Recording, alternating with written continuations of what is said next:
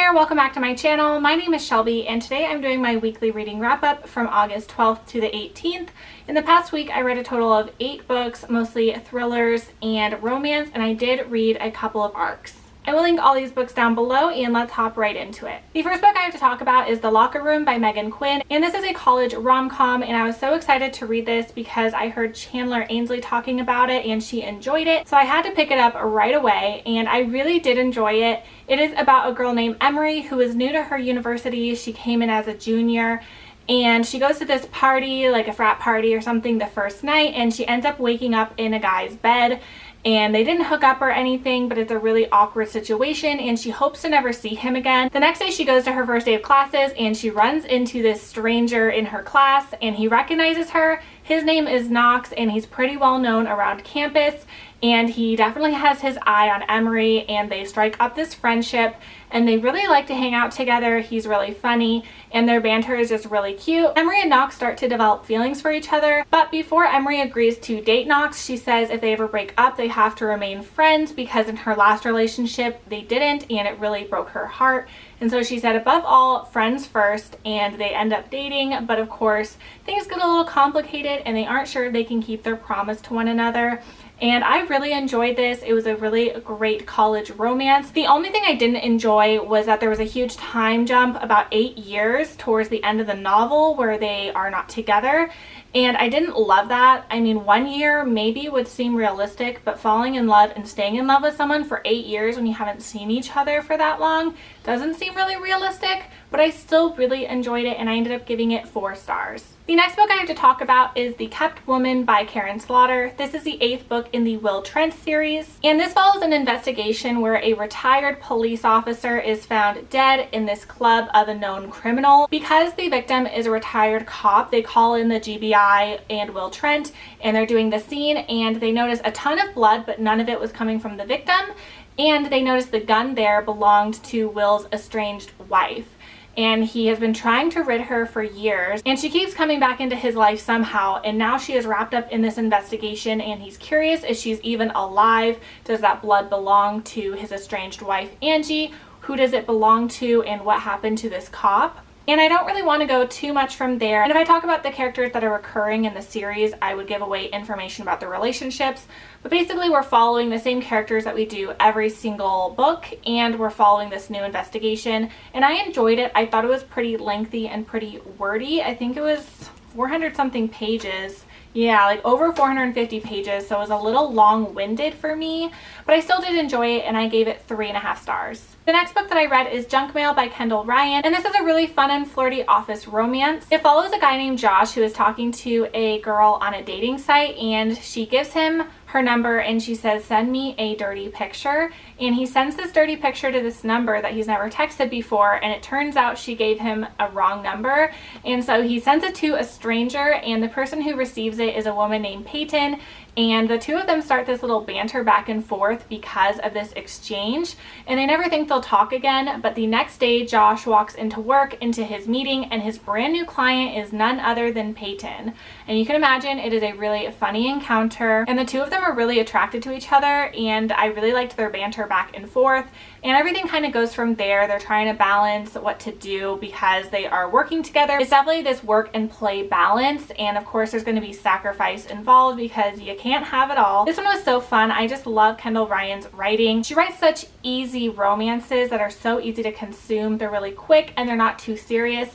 So I really enjoyed this one. I gave it 4 stars. The next book that I read is Her One Mistake by Heidi Perks, and this one is about a woman named Charlotte and her best friend Harriet, and her best friend Harriet leaves her 4-year-old daughter with Charlotte so she can attend a class, and she's never left her daughter with anyone since she was born, but she trusts her best friend and she's going to take Alice along with her 3 kids to the school's fair. And while Charlotte is there, she actually loses Alice at a jumpy house, and all her kids are fine, but Alice goes missing. And this is a living nightmare for Harriet because she's never even left her daughter with anyone before. And it gets worse. In their town a year ago, a little boy went missing and he's never been found, and they're wondering if the same person took both kids. And we jump into this investigation and looking into both Harriet as well as Charlotte's lives, and it's starting to uncover that maybe Harriet and her husband's marriage isn't as good as everyone thinks it it is, and one of them knows something about the disappearance of their daughter. They're not being very truthful, so we're starting to uncover what's happening with that marriage as well as Charlotte. And Charlotte is getting ostracized in her town. Everyone is blaming her for the disappearance of this child,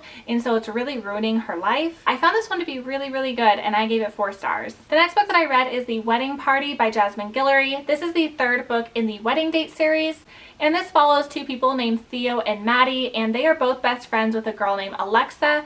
And unfortunately, they do not get along and they really don't like each other. But Alexa is getting married and she asked both of them to be on her bridal party. And so they're definitely having to be together more often. But it's kind of odd because they are super attracted to each other even though they don't like each other. And they can't help but keep hooking up. But they start making some rules about hooking up. Rule number 1 is Alexa can never find out, and rule number 2 is their hookups stop as soon as Alexa gets married. And so it kind of goes from there, and it's really fun. And of course, feelings develop between the 2 of them. I found it to be really slow in the middle portion. I really liked the beginning and the ending. I thought it was really cute and I loved how it ended up. The middle portion was really repetitive and I just didn't love that part. So I ended up giving it 3.5 stars. The next book that I read is The Birthday Girl by Melissa De La Cruz. I got this from NetGalley and it already came out on August 6th, so it is available if you're interested. And this is a mystery thriller about a woman named Ellie. She has it all. She has a booming career, the husband, the kids, the really expensive houses. She's super rich, and it's her 40th birthday and she's having all her close friends over for this party, but she receives a text message from someone from her past. She's left it behind her since her sweet 16 24 years ago. And she's been trying to forget about it, but this person is trying to get back into her life and remind her of what happened. So we're following 2 different timelines with Ellie. We're following currently as well as when she turned 16. Her and her best friend had a night out together, and you know that things end badly on that night.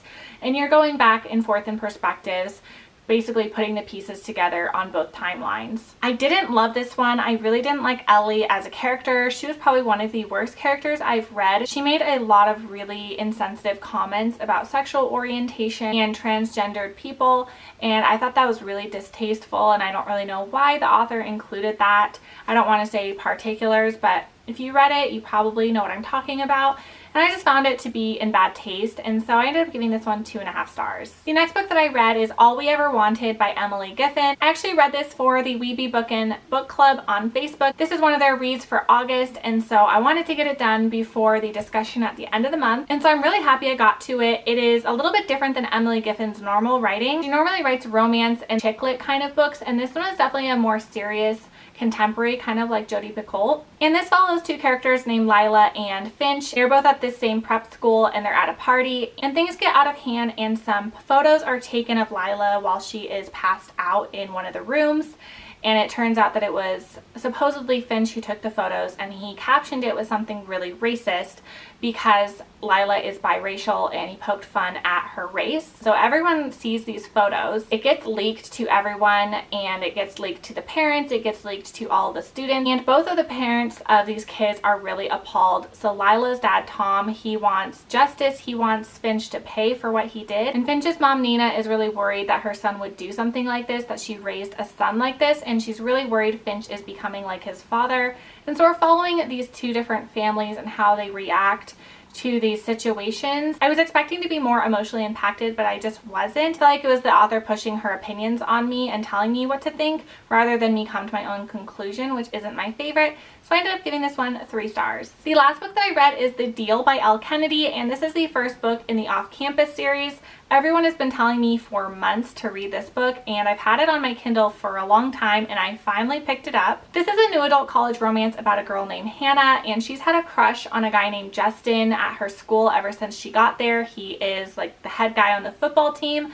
but he definitely doesn't pay attention to her, and he's really popular and she's not. And in her class, she gets an A on her midterm and everyone else is basically failing. And one of the guys who is failing is a guy on the hockey team named Garrett, and he is definitely really confident. And Hannah really doesn't like him, but he begs her to tutor him, and at first she says no, but then he makes an offer that she cannot turn down.